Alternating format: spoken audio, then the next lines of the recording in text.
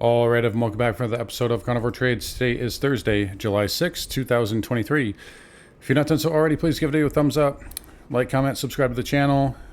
Come find me on carnivoretrades.com for swing trading alerts and analysis. Anyways, let's get into it today. So, lots to unpack here. Market's down about 0.75% here, really across the board. Well, S&P and NASDAQ both down the same. Dow down 1%. And the Russell, as you can expect, bringing up the rear, down about 1 3/4 there. Although it is, nicely off the lows. Whole market is really nicely off the lows here, and we're going to get into that.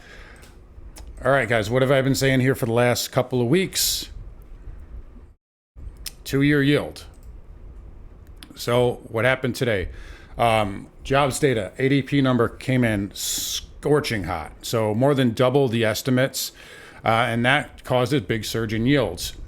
Everybody's asking, lately has been asking, yields are going up, yields are going up, yields are going up. The 10 years going up, all this stuff. Why are stocks still going up? The 10-year doesn't matter anymore. I'm hearing stuff like that. And what have I been saying here for the last several weeks? It will matter when you get the 2-year yield to break above the effective Fed funds rate, 5.08. I'll say it one more time. You guys are sick of it, but there's newbies here every day. It's not a coincidence that Monday, March 13th, the S&P bottomed. The 2-year broke below the effective Fed funds rate. Then it was 4.5, and it has been below that ever since. It's not a coincidence that all of a sudden markets trade down over 1% today, although they're off the lows, but they were down over 1%. I think at 1.5 at one point, and the Fed funds rate broke above the double top. Right? Effective Fed funds rate, 5.08 to high of the day. 5.118. Why are the markets off the lows then? Oh, let's look. 2-year. That tops out. Guess what? Didn't take very long for the spiders to recover, right? So this matters. This stuff is very important. Pay attention to it. So right now, again, volume here on the SPY, very light, right? So it's going to beat yesterday for sure. In fact, we're basically there right now. Yesterday, including after hours, 58 million. We're at 60 million. That's still pretty light. We'll probably finish at 75 million. We'll probably get a little surge into the close. We do have the NFP number tomorrow. We also had, before I get ahead of myself, we had ISM, I believe, this morning, or it was some manufacturing data. That came in hot. Jolts came in as well, and, really, again, so kind of hot numbers. But we do have the NFP number tomorrow. It just so happens that's the one the market generally cares about, even though that's the less accurate one, if you ask me, because it's a government number and not a private sector. But either way, volume here light. They can float this up. You got a nice spike in vol here. This is what happens when everybody's selling vol. You can get a big bid. It was up over 15% at one point, still up 8%. And by the way, this is how right? Someone always knows something. High or low here. It's not a coincidence that we bottomed on the 30th. SPY went flat for the last 3 days. And the VIX actually had a nice move, right? A nice little gap up yesterday. Somebody probably knew about that number. This is not anything new here. But in any case, they could whack the VIX down. If you get a number that's in line with expectations, again, it's the government number, so who knows? You could get a rally, right? So you could maybe trap some shorts down here. If you get a hot number, there's the argument that it's priced in now. It's hard to say. What it's going to come down to, and I'll just say it one more time, is if you get that 2-year to break above the Fed funds rate again. It's really that simple. I tweeted this morning. I said, look, they'll probably come in on the open and whack this down. It would be very unusual, right, if we broke above the Fed funds, broke above the double top, and then just took off. Unless you kind of, if you flagged here for a while, then you can break through it, which can still happen. But usually it'd be very unusual just to blow through a double top and not kind of come back in for at least a higher low attempt, right? That's what I think is going to happen. I do expect this to happen eventually. But it's going to need, probably some more consolidation. So either way, that's the story today. Market's coming off the lows. Again, NFP tomorrow. Volume's still late. Again, I don't think that there's a lot of fund managers still in the market because, again, volume's late, 60 million shares. Next week, well, we've got CPI on Wednesday. That'll be interesting now, right? So interesting. And then we have the Fed after that. Let's take a look here. Fives, new pop, new 3-4 month high. Actually, that just hit double top as well. By the way, that's a 16-year high on the 2-year yield. I've been telling you guys this for a while. Rates aren't going back down. So this is what's going to happen here. There's a 10-year popping up. We'll talk about that in a second. But anyways, let's get over here to the markets here, and we'll get into everything else. So again, we're holding up here. Vol coming off the highs. You're seeing kind of big tech lead. Look at Apple go green there, and Nvidia, Tesla, Microsoft. Google's decently off the lows. Amazon got a bit earlier. That's kind of on the softer side though. Meta, I know, was flirting around with the flat line for a minute. Yeah, that's down just 20 basis points. So again, typical, usual suspects are the leaders here, big tech, and the Russell lagging. Again, same story. But either way, 4 levels tomorrow. Well, let's watch. What's that? The 30th. So that was Friday. Friday's low. We'll watch that. We'll see what we get tomorrow. Anything can happen here. If the market does, catch a bid, this can squeeze up. So just be aware of that. You got to watch that flat area from yesterday. So 443, 444, that could be a target. But right now, bottom line, that 20 moving average is holding. So we'll respect that. Again, just watch that Fed funds rate, that 2-year yield. That'll tell you where the market wants to go. Triple Qs still have a lower high here. Again, still holding trend, so no real problems here. It still looks really extended to me on the weekly, but either way, really simple right now. Nothing's really technically broken. Dow was down pretty sharply earlier. Did come off the lows. They're going to save that little green bar from the 29th. This is still kind of a choppy, sloppy pattern. Again, you get back through this and through this, you can go to double top. You take this low out, then it gets interesting because you can go back down to 331.45, maybe even the 200-day moving average one more time. So Dow here, a little bit on the softer side. Russell, same thing. It is off the lows, and technically you got a little higher low there potentially. So this can still get to 192. Nothing's really changed there on that front. Semiconductors a little soft, so down 1.3, and they're not really off the lows compared to the rest of the market, despite Nvidia getting a little bit of a bid and still kind of leading. So semi's still kind of, there's 30 minutes left. They could save this trend line a little bit. You could make a case it's a head and shoulders. I think the neckline's a little steep, but either way, it is a trend line to watch. And it is below that. If it closes above, then it's safe. But you could put in, a lower high and break it still. So just be aware. But right now, semi is definitely on the weaker side. AMD, that had a pretty good rejection yesterday and came off the lows here today. Nothing terrible. Intel definitely soft, hitting the 50 moving average there. That can still get a bounce at that level. But semi's definitely on the weaker side. Cloud software also took a hit. But again, holding that 20 moving average, likely by the close unless we get a big sell in the last 30 minutes. Oracle, almost working on a daily downtrend there. There we go. Got to hold this level here around 114.34. And it's doing that right now. If it breaks that level, there's a little bit of an air pocket right here, right? Maybe even down to 105 for a corrective move. But, this is a pretty big island there. Again, leading cloud software name and coming back off the highs there after earnings. All right, over to Dow Transports here. DJT, again, off the lows like everything else. That can still trade down to that 20 moving average, maybe a back test of 15.2.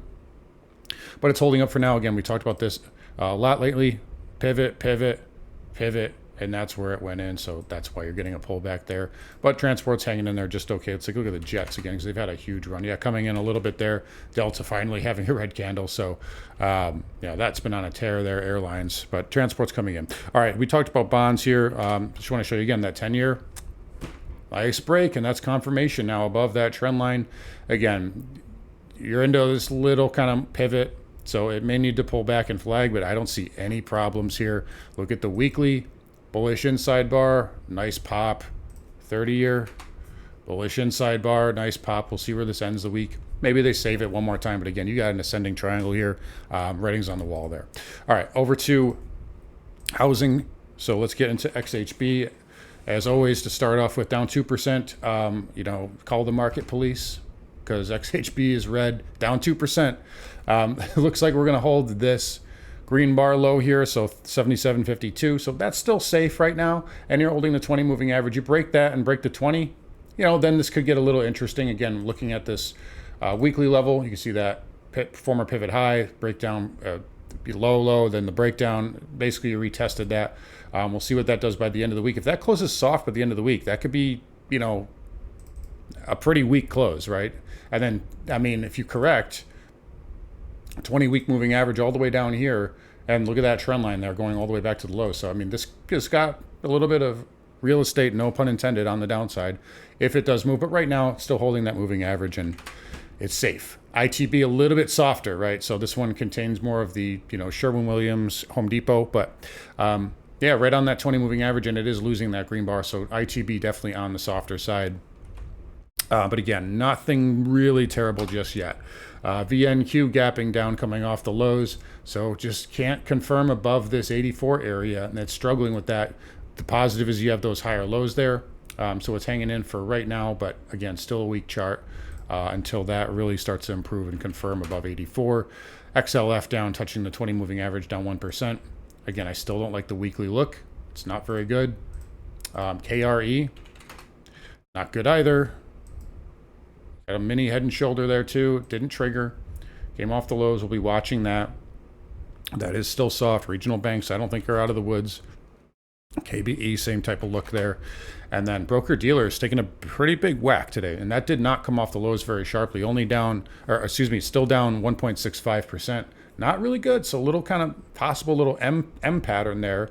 If that can put in a higher low, a lower high, you can get an MA potentially. It's not broken yet, right? But just something to watch there. So broker dealers have been a market leader lately, and they've been definitely on the weaker side, really just the last, even just the last two sessions. But right now, not broken. You take that low out, especially on a close, then, 450's on the table there. All right, over to energy here. So crude getting a little bit of a bid. Nothing crazy. So nothing crazy, nothing terrible. Again, they're still releasing that SPR. They can't only do that for so long, but again, nothing's changed here. You break below this, it's to 64. If you get below that, it's to 50. If you fail and you go higher, then crude's put in a bottom, and a long-term secular bottom at that. XLE on the weaker side, down 2.25. Definitely still weak. I've been talking about this. I still think it has to go down and test lower prices here. Weekly inside bar pattern. Again, it's nothing, not broken yet, but still not the greatest. XOP back testing this trend line. This will be interesting. If you break back below this and you take this out, then this is going to 110. Then the OIH backing off of my level here, 292.82. Well, you held the 200-day moving average, and you're basically going to close where you open. So a little doji there. Nothing terrible. That's still holding up okay. Nat gas backing off as well, but kind of just retesting that 20 moving average and hanging in there. They did move inventories for those of you guys following.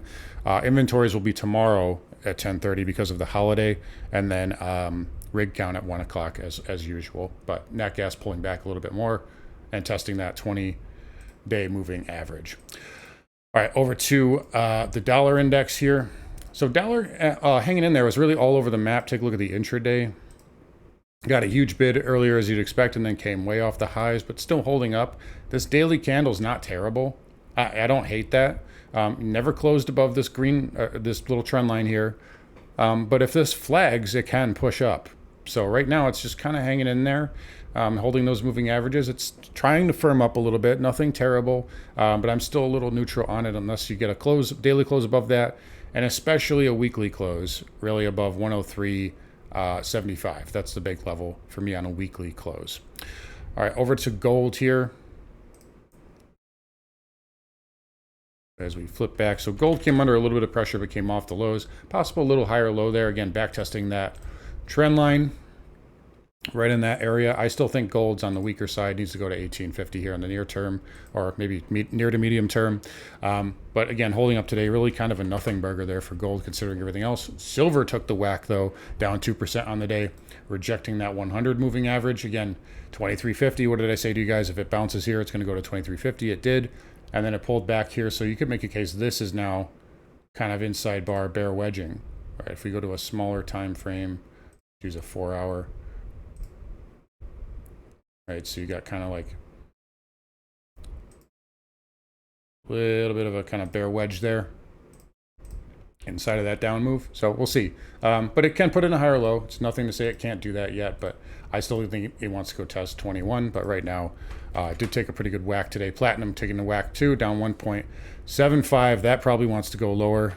Palladium as well, starting to put in daily bearish inside bar consolidation. So that probably wants to have one more leg down as well. And then copper also taking a hit here, down 68 basis points. Nothing crazy though, but that still needs to go test 340. All right, lastly, Bitcoin actually holding up pretty well. It was really all over the map too, just kind of like the dollar, but again, still inside bar, still above the 20 moving average. No problems, right? So just a little kind of wacky test candle today. This can still get to 32.5 to 33,000. Nothing has changed there, and I don't see any real weakness in Bitcoin right now. It's hanging in there just fine. All right, lastly, back over to the spiders here. So markets close in about 25 minutes. Getting a little bit of a pullback. I believe there's some gamma at 44.05. Yeah, so we're not too far away from that right now. On the SPX, again, we're basically, it looks like we're going to close right where we opened. Again, NFP number tomorrow. That's going to be interesting, but watch that yield. If that breaks back above 5.08, markets will not like that. If it stays below that, markets can go higher. Really that simple. Anyways, guys, going to wrap up here. You guys take care. Come find me on carnivoretrades.com. I will talk to you guys all tomorrow.